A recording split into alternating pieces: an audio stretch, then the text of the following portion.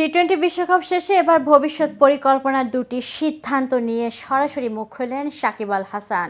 সদ্যই শেষ হয়েছে টি-20 বিশ্বকাপ। বাংলাদেশ দল অবশ্য বিশ্বকাপ খেলে দেশে এসেছে আরও আগে। খুব একটা বিশ্রামের সুযোগ পাননি ক্রিকেটাররা।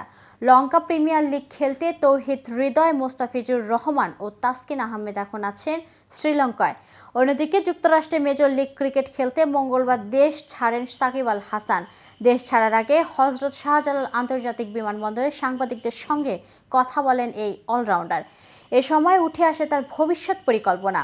আর সেই পরিকল্পনার কথা জানাতে গিয়ে দুটি পরিকল্পনার কথা সরাসরি সংবাদ মাধ্যমকে জানালেন সাকিব আল হাসান। এই বিষয়ে বিস্তারিত থাকছে প্রতিবেদনের বাকি অংশে। সাথে আছি আমি মিথিলা। আসন্ন আইসিসি চ্যাম্পিয়ন্স ট্রফি দিয়ে নিজের আন্তর্জাতিক ক্রিকেট ক্যারিয়ারের ইতি টানবেন সাকিব, এমন গুঞ্জন দীর্ঘদিনের। তার আগে ধারণা করা হচ্ছিল ওয়েস্ট ইন্ডিজ ও যুক্তরাষ্ট্রের টি-20 বিশ্বকাপে সংক্ষিপ্ত ফরম্যাটেই বিদায় জানাবেন।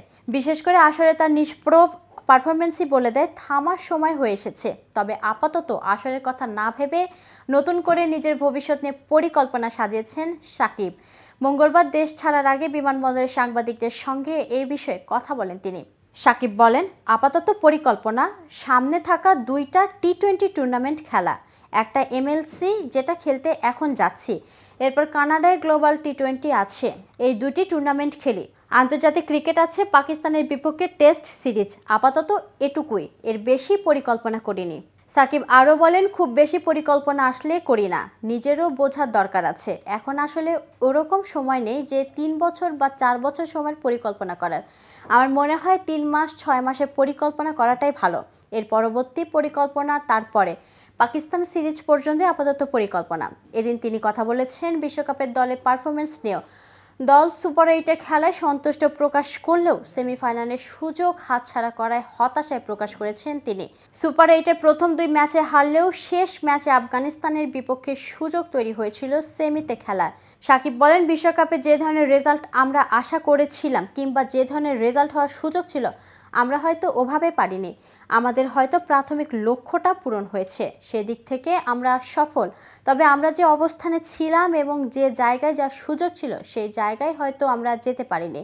সেটা আমাদের জন্য একটু হলেও হতাশাজনক। উল্লেখ্য, আগামী 5 জুলাই আমেরিকার ফ্র্যাঞ্চাইজি লিগ এমএলসির দ্বিতীয় আসর শুরু হবে। সেখানে শাহরুখ খানের দল লস অ্যাঞ্জেলস নাইট রাইডার্সের হয়ে খেলার কথা রয়েছে সাকিবের। প্রথম মৌসুমে লস অ্যাঞ্জেলস ছিল পয়েন্ট তালিকার সবার নিচে। আসরের উদ্বোধনী ম্যাচে মুম্বাই ইন্ডিয়ান্সের ফ্র্যাঞ্চাইজি দল এমআই নিউ ইয়র্ক ও সিয়াটল ওয়ার্কার্স মুখোমুখি হবে। টুর্নামেন্টের ফাইনাল হবে 29 জুলাই। তো ভিউয়ার্স, ভিডিও সম্পর্কে কোনো মতামত থাকলে কমেন্টস করে জানাতে পারেন। সাথে সাথে নিয়মিত ক্রিকেট আপডেট এবং ইনফরমেটিভ ভিডিও পেতে কেটিভি ক্রিকেটের সাথেই থাকুন।